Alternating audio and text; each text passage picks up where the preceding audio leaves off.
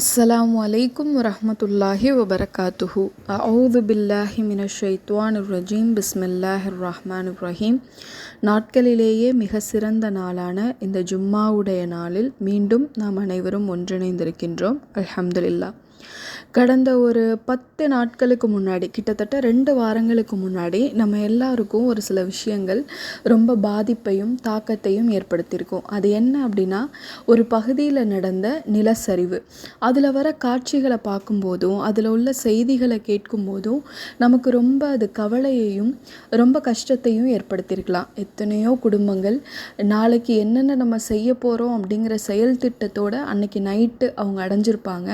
ஆனால் அல்லாஹ் அது எல்லாத்துக்கும் மாற்றமாக அவங்க விடிஞ்சு பார்க்கும்போது அவங்களில் பலர் உயிரோடு இல்லாமல் போகிற அளவுக்கு அந்த நிகழ்வு நடந்திருக்கு. இதுக்கு முன்னாடி அந்த இடத்துல வீடு இருந்தது, இல்லை ஒரு ஸ்கூல் இருந்தது, ஒரு கடை இருந்தது அப்படிங்கிறதுக்கான எந்த அடையாளமும் இல்லாத அளவுக்கு அந்த இடத்துல அல்லாஹ் ஒரு பெரிய அழிவை ஏற்படுத்தியிருக்கான். மீட்பு பணிகளே ரொம்ப வித்தியாசமாக உள்ள மண்ணை தோண்டி தோண்டி தான் உள்ளே இருந்து தான் ஆட்களை எடுத்தாங்க. நிறைய கட்டிடங்கள் உள்ளே புதைஞ்சு போயிருந்தது.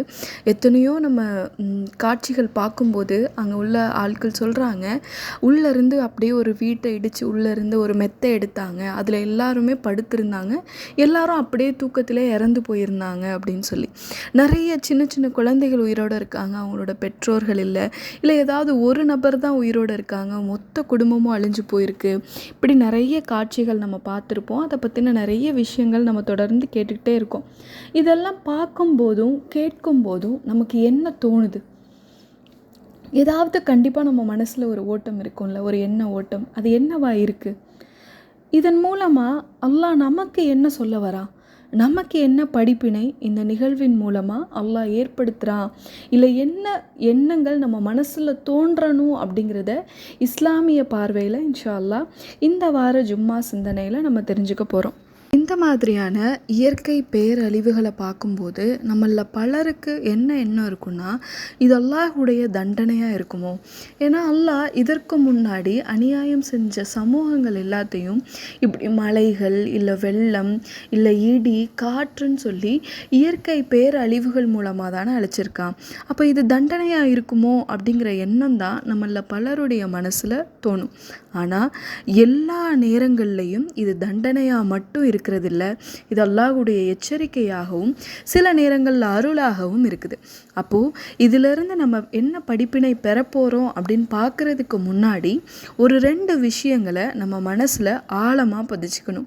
இந்த நிகழ்வு நமக்கு உணர்த்தக்கூடிய 2 முக்கியமான விஷயங்கள் என்ன அப்படின்னா, அல்லாஹ் ஒரு விஷயத்தை செய்கிறான், ஒரு விஷயத்தை நிகழ்த்துறான் அப்படின்னா அதுக்கு காரணங்கள் எதுவும் தேவையில்லை. இப்போ இந்த நிலச்சரிவே உதாரணமாக எடுத்துக்கிட்டோன்னா, இதுக்கு இப்போ நிறைய காரணங்கள் சொல்லப்படுது. காலநிலை மாற்றம், இல்லை பருவநிலை மாற்றம், இல்லை மனிதனுடைய சில நடவடிக்கைகளால் இந்த மாதிரியான ஆபத்துகள் பூமிக்கு தொடர்ந்து ஏற்படுது அப்படின்னு காரணங்கள் சொல்லப்படுது. இதுவும் ஒரு காரணமே தவிர இது மட்டுமே அப்படின்னு நம்ம சொல்ல முடியாது. அதுக்காக நம்ம சுற்றுச்சூழல் பாதுகாப்பு வழிமுறைகள் எதுவுமே பின்பற்ற தேவையில்லையானா அப்படி இல்லை.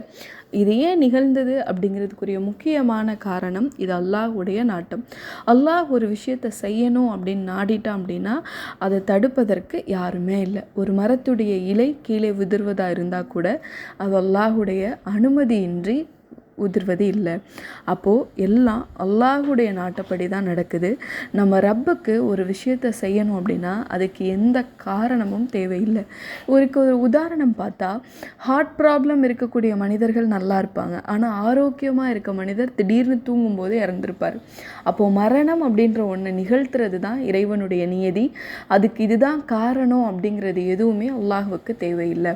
இப்போ முதல்ல விஷயம் நம்ம தெரிஞ்சுக்க வேண்டியது அல்லாஹ்வுடைய ஆற்றல். அல்லாஹ் எதையும் செய்வதற்கு ஆற்றலுடையவன் அப்படிங்கிற விஷயத்த நம்ம மனதில் ஆழமாக பதிஞ்சுக்கணும். 2வது விஷயம் என்ன அப்படின்னா, இன்றைக்கி எங்கேயோ நடக்கிற ஒரு விஷயம் நாளைக்கு எனக்கும் நடக்கலாம். இந்த உலகம் அப்படிங்கிறது நிரந்தரமானது இல்லை. இப்படியே நான் இதிலே இருந்துகிட்டே போயிடுவேன், இன்னும் நான் எத்தனை ஆண்டு காலம்னாலும் நான் இங்கே தான் வாழ போகிறேன் அப்படிங்கிறது உறுதியான ஒரு நிலைப்பாடு இல்லை. நம்மளுடைய வாழ்க்கை இந்த உலகத்தை பொறுத்த வரைக்கும் நிலையற்றது. இன்றைக்கி ஏன் கண்ணு முன்னாடி எங்கேயோ ஒரு இடத்துல ஒரு பாதிப்பு நடந்திருக்குன்னா அது நாளைக்கு எனக்கும் நடக்கலாம். அது போல் நிலச்சரிவு தான் எனக்கு நடக்கணுங்கிறது இல்லை. நான் படுத்திருக்கும் பொழுது என்னுடைய வீடு கூட இடிஞ்சு விழலாம். இல்லை நான் ரோட்டில் நடந்து போயிட்டுருக்கும்போது திடீர்னு எனக்கு நான் சரியான பாதையில் போயிட்டுருப்பேன், எதிர்ப்புறத்திலிருந்து வர்றவங்களால எனக்கு ஏதாவது ஆபத்து ஏற்படலாம். அப்போது நஷ்டம் அடைகிறதும் நமக்கு பாதிப்பு ஏற்படுறதும் மித்தவங்களுக்கு மட்டும்தான் நடக்கும், நம்மளுக்கு நடக்காது. நம்ம இப்படியே இந்த பூமியில் நிம்மதியாக வாழ்ந்துட்டுருப்போம் அப்படின்னு நினச்சோன்னா அது தவறான ஒரு சிந்தனை. என்னைக்குனாலும் மரணமும் முடிவும் நமக்கு ஏற்படலாம். இந்த உலகம் அப்படிங்கிறது நிரந்தரமற்றது அப்படிங்கிற ஒரு விஷயத்தையும் நம்ம ஞாபகத்தில் வச்சுக்கணும். அடுத்ததாக இந்த நிகழ்வு நமக்கு தரக்கூடிய படிப்பினைகளை பற்றி பார்ப்போம். முதலாவது படிப்பினை என்ன அப்படின்னா, மறுமை நெருங்குகிறது அப்படிங்கிற படிப்பினையை தான் இந்த நிகழ்வு நமக்கு உணர்த்துகிறது. ஸல்லல்லாஹு அலைஹி வஸல்லம் அவங்க மறுமைக்கான அடையாளமாக நிறைய விஷயங்களை குறிப்பிட்றாங்க. பூகம்பமும் அதில் ஒரு அடையாளம். அதில் இன்னும் ஒரு அடையாளம் என்ன அப்படின்னா, மக்கள் கூட்டம் கூட்டமாக மரணிப்பது. எப்படி ஆடுகளுக்குள்ள மரணம் ஏற்படுமோ, ஒரு ஆட்டுக்கு நோய் தொற்று ஏற்பட்டு எப்படி எல்லாம் மரணிக்குமோ, அதே போல் அதிகமான அளவில் மக்களுடைய மரணம் ஏற்படும்னு ஒரு சொல்கிறாங்க. இப்போ அதிகமான மரணம் எப்படி வரும்? இல்லை ஒரு நோயால் ஏற்படலாம், இல்லை இந்த மாதிரியான இயற்கை பேரழிவுகளின் மூலமாக ஏற்படலாம். அப்போது இந்த மாதிரியான நிகழ்வுகள் நடக்கிறது இப்போ இந்த ஊரில் மட்டும் இல்லை, இது தொடர்ந்து நிறைய இடங்கள்ல நம்ம பார்த்துருப்போம். ஹிமாச்சல் பிரதேசத்தில் வெள்ளம் வந்து நிறைய மக்கள் இறந்து போயிருக்காங்க. அப்போது இப்படி கூட்டம் கூட்டமாக மரணங்கள் ஏற்படுவது நம்மளுக்கு உணர்த்தக்கூடிய விஷயங்களில் முதலாவது மறுமைக்கான அடையாளம் இது.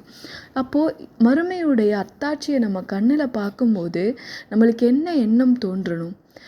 நாள் நெருங்கிட்டே இருக்கே, அல்லாஹ் எச்சரிக்கை செய்த அந்த நாள் நெருங்கிட்டே இருக்கே, தீர்ப்பு வழங்கப்படக்கூடிய நாள் நெருங்கி கொண்டே இருக்கிறதே. அந்த நாளில் அல்லாஹ் ஒரு மனிதனை பிடிச்சிட்டான் அப்படின்னா அந்த பிடியிலிருந்து தப்பிக்கவே முடியாதே. அப்படிப்பட்ட ஒரு நாளுக்காக நான் என்ன தயார் செய்து வச்சுருக்கேன் அப்படிங்கிறத நம்ம சிந்திச்சு பார்க்கணும். அப்போது இந்த நிகழ்வு நமக்கு கொடுக்குற முதல் படிப்பினை மறுமை நெருங்கிருச்சு. இந்த பூமி இப்படியே இருக்க போகிறதில்ல, இந்த பூமியுடைய அழிவு நெருங்கிருச்சு. நீங்கள் உங்களுடைய இறைவனை சந்திக்கக்கூடிய நாள் நெருங்கிட்டே இருக்குது. நீங்கள் என்ன நன்மை தீமைகள் செஞ்சீங்க அப்படிங்கிறது உங்களுக்கு முன்பாகவே திரையிட்டு காட்டப்படக்கூடிய நாள் நெருங்கிட்டே இருக்குது அப்படிங்கிறத இந்த மாதிரியான நிகழ்வுகள் நமக்கு உணர்த்துது. ரெண்டாவதாக இந்த நிகழ்வு நமக்கு தரக்கூடிய படிப்பினை என்னென்னா, நமக்கு ஒரு எச்சரிக்கை இது செய்யுது. இப்போ உதாரணத்துக்கு பாருங்களேன், நீங்கள் ஒரு காரில் பயணம் பண்ணிகிட்ருக்கீங்க, அது ஒரு இரவு வேலை, தனியாக நீங்கள் மட்டும் பயணம் பண்ணிகிட்ருக்கீங்க. டக்குன்னு அந்த நீங்கள் பயணிக்கிற அந்த காரில் உள்ள பிரேக் வந்து ஒர்க் ஆகலை. அப்போ அந்த ஒரு நிமிஷம் நம்ம மனசுக்குள்ளே என்னென்ன ஓடும், எவ்வளோ மன்னிப்பு கேட்டிருப்போம், நம்ம எவ்வளோ களிமா சொல்ல ஆரம்பிச்சிருவோம், திக்ர் செய்ய ஆரம்பிச்சிருவோம், அல்லாஹ் கிட்ட பிரார்த்திக்க ஆரம்பிச்சிருவோம், அல்லாஹ் எங்களை எப்படியாவது இதிலிருந்து காப்பாற்று அப்படின்னு சொல்லி. அப்போ கொஞ்சம் நேரம் கழித்து அதுவாகவே அந்த பிரேக் வேலை செய்து உங்கள் கார் கண்ட்ரோலில் வந்துடுது. இப்போ நீங்கள் திரும்ப இயல்பு நிலைக்கு திரும்பிட்டீங்க. அப்போ அல்லாஹ் இந்த நிகழ்வின் மூலமாக உங்களுக்கு மரணத்தை ஏற்படுத்தலை, மாறா ஏதோ உங்களுக்கு ஏற்படுத்தினானா அல்லாஹ்வை பற்றிய நினைவை உங்களுக்கு ஏற்படுத்தினான். அப்போது நம்ம உயிரோடு இருக்கும் பொழுது நம்மளை சுற்றி இந்த மாதிரியான அழிவுகளை நம்ம கண் முன்னாடி அல்லாஹ் காட்டுறதுடைய நோக்கம் என்னென்னா, நமக்கு இது அல்லாஹ் கொடுக்கக்கூடிய எச்சரிக்கை. உங்கள் இறைவனின் பக்கம் நீங்கள் திரும்பி வாங்க. நீங்கள் எவ்வளோ செல்வந்தனாக இருந்தாலும், நீங்கள் எவ்வளோ பெரிய ஆளாக இருந்தாலும், அல்லாஹுடைய ஆற்றலுக்கு முன்னாடி நீங்கள் கடுகை விட சிறியவங்க, அணுவை விட சிறியவங்க. உங்களால் எதுவும் செய்ய முடியாது. அதனால் மீண்டும் உங்களுடைய இறைவனின் பக்கமே நீங்கள் திரும்புங்க. நீங்கள் என்ன மறந்து இவ்வளோ நாள் எத்தனையோ விஷயங்களில் நீங்கள் ஈடுபட்டிருக்கலாம், இல்லை எவ்வளவோ தீமைகளை நீங்கள் செஞ்சுட்டு இருந்திருக்கலாம். இந்த ஒரு நிகழ்வின் மூலமாக என்னுடைய ஆற்றலை நான் உங்களுக்கு நிரூபிக்கிறேன், என்னின் பக்கமே நீங்கள் திரும்பி வாருங்கள் அப்படிங்கிற எச்சரிக்கையை அல்லாஹ் நமக்கு கொடுக்குறான். அப்போது இது போன்ற நிகழ்வுகள் நமக்கு உணர்த்தக்கூடிய பாடம் என்ன அப்படின்னா, மறுமை அப்படிங்கிறது உண்டு, அது நம்மளை நெருங்கி வந்துட்டே இருக்குது.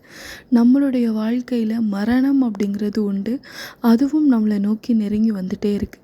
அப்போது இந்த வாழக்கூடிய இந்த நாட்களில் உங்களுடைய இறைவனை நோக்கி உங்களுடைய வாழ்க்கையை அமைச்சுக்கோங்க அப்படிங்கிற படிப்பினையை தான் இந்த நிகழ்வுகள் நமக்கு தொடர்ந்து ஏற்படுத்திக்கிட்டே இருக்குது. அலி ரலியல்லாஹு அன்ஹு சொல்லக்கூடிய ஒரு வாசகம் என்ன அப்படின்னா, இவ்வுலகம் விரைந்து செல்கின்றது, மறுமையோ நெருங்கி வந்து கொண்டிருக்கிறது. இவை இரண்டிற்கும் வாரிசுகள் இருக்கின்றார்கள். நீங்கள் மறுமையின் வாரிசுகளாக மாறுங்கள், இவ்வுலகின் வாரிசுகளாக மாறிவிடாதீர்கள். ஏனென்றால் நிச்சயமாக இவ்வுலகில் அமல்கள் உண்டு, விசாரணை இல்லை. ஆனால் நாளை மறுமையில் விசாரணை மட்டுமே உண்டு, அமல்கள் இல்லை அப்படிங்கிற வாசகத்தை அலி ரலியல்லாஹு அன்ஹு குறிப்பிடுறாங்க. அப்போது நம்ம நாளை நம்மளுடைய மறுமையை சிறப்பாக்கிக்கணும் அப்படின்னா நம்மளுடைய இம்மையை நம்மளுடைய அமல்களால் அலங்கரிக்கக்கூடியவங்களாக இருக்கணும் அப்படிங்கிற படிப்பினையை இந்த நிகழ்வின் மூலமாக நம்ம பெற்றுக்கொள்ளக்கூடியவங்களாக இருப்போம் இன்ஷா அல்லாஹ். இப்படி இயற்கை பேரழிவுகளின் மூலமாக மரணிச்சு போகிறவங்கள பற்றி இஸ்லாம் என்ன சொல்லுது அப்படின்றத நம்ம பார்த்தோம் அப்படின்னா, இந்த மாதிரி நேரங்களில் யார் பாவத்திலே இருந்து மரணிச்சு போகிறாங்களோ இப்போ அவங்களுக்கு தான் இது தண்டனையாக கருதப்படுது. ஒருத்தர் பாவம் செஞ்சால் அதிலிருந்து அவர் வெளிவரதுக்கான அவகாசத்தை அல்லாஹ் கொடுத்துட்டே இருப்பான். அந்த அவகாசத்தை தாண்டியும் அவர் பாவம் செய்கிற போது தான் அல்லாஹ் அவருக்கு அதை அழிவை தண்டனையாக கொடுக்குறான். அப்போது யார் பாவம் செய்து கொண்டிருந்த நிலையில் இந்த மாதிரியான இயற்கை அழிவுகளின் மூலமாக அழிக்கப்படுறாங்களோ அவங்களுக்கு இது தண்டனையாக மாறுது. ஆனால் இந்த அழிவில் வெறும் தீயவர்கள் மட்டும்தான் அழிக்கப்பட்டிருப்பாங்களா? எத்தனையோ இறை நம்பிக்கையாளர்கள் அல்லாஹுவோட தங்களுடைய உறவை உறுதியாக வச்சுட்டு இருந்த, பலமாக வச்சுட்டு இருந்த எத்தனையோ இறை நம்பிக்கையாளர்களும் இறந்து போயிருப்பாங்க. அப்போ அவங்கள பற்றி இஸ்லாம் என்ன சொல்லுதுன்னு பாருங்கள். ஒரு மனிதனை அல்லாஹ் நேசிக்கிறான், அவர் இந்த உலகத்தில் இருந்தது போதும் அப்படின்னு அல்லாஹ் நினைக்கிறான். அவர் சொர்க்கத்துக்கு கூட்டிகிட்டு போகணும்னு நினைக்கும்போது அவங்களுக்கு இந்த மாதிரியான மரணங்களை அல்லாஹ் ஏற்படுத்துகிறான். கூட்டமாக இறந்து போகிறதோ, இல்லை தொற்று நோய் வந்து இறந்து போகிறதோ, இடிபாடுகளில் சிக்கி இறந்து போகிறதோ ஷஹீதுகளுடைய அந்தஸ்தை பெற்றுத்தரும் அப்படிங்கிறது நபி ஸல்லல்லாஹு அலைஹி வஸல்லம் அவங்களுடைய நபிமொழி. இப்போ அந்த அடிப்படையில் பார்த்தா இப்படி இயற்கை அழிவுகளில் இறந்து போகிற இறை நம்பிக்கையாளர்களை அல்லாஹ் நேசிக்கிறதின் காரணமாக, அவங்கள விரைவாக சொர்க்கத்துக்கு கூட்டிகிட்டு போகணுன்னு நினைக்கிறதின் காரணமாக அல்லாஹ் இவங்களுக்கு இப்படிப்பட்ட மரணங்களை ஏற்படுத்துகிறான். இதில் உயிர் பிழைத்தவர்களுடைய நிலை அப்போ என்ன? இவ்வளோ நாள் சம்பாதித்த எல்லாம் அழிஞ்சு ஒரு ஒற்றை மனிதனாக தன்னந்தனியாக ஒரு ஆள் நிற்கிறானே, அவர் ஒரு இறை நம்பிக்கையாளர் தானே. ஆனால் அல்லாஹ் அவனுக்கு அப்படி ஒரு நிலையை ஏற்படுத்தின அது என்ன நோக்கம்? அப்போ அல்லாஹ் அநியாயம் அவருக்கு இழைத்துட்டானா? சுபஹானல்லாஹ், அஸ்தக்ஃபிருல்லாஹ். அப்படி இல்லை. இப்போது அது அந்த மனிதனுக்கு சோதனையாக அமையுது. தன்னுடைய வாழ்க்கை எப்படி தலைகீழாக மாறினாலும் அவர் இறைவனோட தன்னுடைய உறவை பலப்படுத்திக்கிறாரா, மீண்டும் அல்லாஹ் மேலே தவக்கல் வச்சு தன்னுடைய வாழ்க்கையை துவங்குறாரா அப்படிங்கிறது அவருக்கான சோதனை. இதை வெளியிலேருந்து பார்க்கக்கூடிய நமக்கு என்ன சோதனை அப்படின்னா, அந்த மனிதர்களுக்கு நம்ம உதவி செய்கிறோமா இல்லையா அப்படிங்கிறத அல்லாஹ் இப்போ சோதித்து பார்க்குறான். மறுமையில் அல்லாஹ் ஒரு அடியாரை பார்த்து கேட்பான் தானே, நான் தாகத்தோடு வந்தேன், நீ ஏன் எனக்கு தண்ணி தரலை? நான் பசியோடு இருந்தேன், நீ ஏன் எனக்கு உணவளிக்கிறேன்? யா அல்லாஹ், நீ ரப், உலகத்துடைய அதிபதி, நான் எப்படி உனக்கு தண்ணீரும் உணவும் தர முடியும் அப்படின்னு அந்த அடியான் கேட்கும்போது, நான் இந்த மனிதர் வந்தப்போ நீ தரலைல, இவர் தாகத்தோடு வந்தபோது நீ தண்ணீர் தரலைலன்னு அல்லாஹ் கேட்பான். அப்போது இப்படி இழப்புகளில் பாதிக்கப்பட்டிருந்த மனிதர்களுக்கு அவங்க தேவையோடு இருக்கும் பொழுது நம்ம அவங்களுக்கான தேவையை நிறைவேற்றி கொடுக்குறோமா இல்லையா அப்படிங்கிறது தான் நமக்கான சோதனையாக அல்லாஹ் ஏற்படுத்தி கொடுக்குறான். என்னை நினைவு கூர்ந்து என்னுடைய அடியான் எனக்காக உதவி செய்கின்றானா இல்லையா அப்படிங்கிறத அல்லாஹ் சோதிக்கக்கூடியவனாக இருக்கான். இது போன்ற இயற்கை பேரழிவுகள் ஏற்படும் போது அது எங்கேயோ நடக்குது தானே, நமக்கும் அதுக்கும் என்ன தொடர்பு இருக்குது அப்படிங்கிறத நினைக்காம அதை ஒரு செய்தியாக வாசித்து கவலைப்பட்டுட்டு போயிடாமல் அதில் அல்லாஹ் நமக்கு கொடுக்குற படிப்பினையும் அதில் அல்லாஹ் நமக்கு வச்சிருக்க சோதனையையும் உணர்ந்து நடக்கக்கூடிய அடியார்களாக இருக்கணும் இன்ஷா அல்லாஹ். இம்மையை விட மறுமையை அதிகம் நேசித்து மறுமையின் வாரிசுகளாக மாறணும் இன்ஷா அல்லாஹ். ஹாத்திம் இப்னு அல் அஸ்ஸம் ரஹ்மத்துல்லாஹ் சொல்கிறாங்க, நான் இந்த பூமியில் பார்க்குறேன் ஒவ்வொரு மனிதனும் யாரையாவது ஒருத்தவங்கள ரொம்ப நேசிக்கிறாங்க அல்லது ஏதாவது ஒரு பொருளை ரொம்ப நேசிக்கிறாங்க. அவங்க மரணித்த பின்பு பார்த்தா அந்த நேசத்திற்குரிய நபரும் அவங்க கூட போகிறதில்ல, அவர் நேசித்த பொருளும் அவர் கூட போகிறதில்ல. அதனால் நான் என்ன பண்ணேன் அப்படின்னா என்னுடைய அமல்களை நேசிக்க ஆரம்பிக்கிறேன். ஏன்னா நான் மரணித்த பின்பு என்னுடைய மண்ணறைக்கு வரப்போகிறது என்னுடைய அமல்கள் தான் அப்படின்னு சொல்கிறாங்க. அப்போது நம்மளும் நம்மளுடைய அமல்களை நேசித்து அதிகம் நல்லமல்கள் செய்யக்கூடிய மனிதர்களாக மாறணும். நபி ஸல்லல்லாஹு அலைஹி வஸல்லம் அவங்க அல்லாஹ் கிட்ட செய்யக்கூடிய ஒரு பிரார்த்தனை என்னென்னா, இறைவா என்னுடைய சிறந்த நாளையே எனது இறுதி நாளாக மாற்று, என்னுடைய சிறந்த அமலையே என்னுடைய இறுதி அமலாக மாற்று. அதாவது என்னுடைய கடைசி நாள் நான் வாழ்ந்த நாட்களிலேயே சிறந்த நாளாக இருக்கணும். நான் செய்யக்கூடிய கடைசி அமல் இதுவரைக்கும் நான் வாழ்நாளில் செஞ்ச அமல்கள் எல்லாத்தையும் விட சிறந்த அமலாக இருக்கணும். அப்போது நம்மளுடைய இறுதி நேரம் இறைவனை நினைவு கூறுகின்ற நேரமாக இருக்கணும் அப்படிங்கிற பிரார்த்தனையை நம்ம செய்யக்கூடியவங்களாக இருக்கணும். இன்ஷா அல்லாஹ் கேட்டதின்படி செயல்படக்கூடிய மக்களாக அல்லாஹ் உங்களையும் என்னையும் ஆக்கியருள்வானாக. அஸ்ஸலாமு அலைக்கும் வரஹ்மத்துல்லாஹி வபரகாத்துஹு.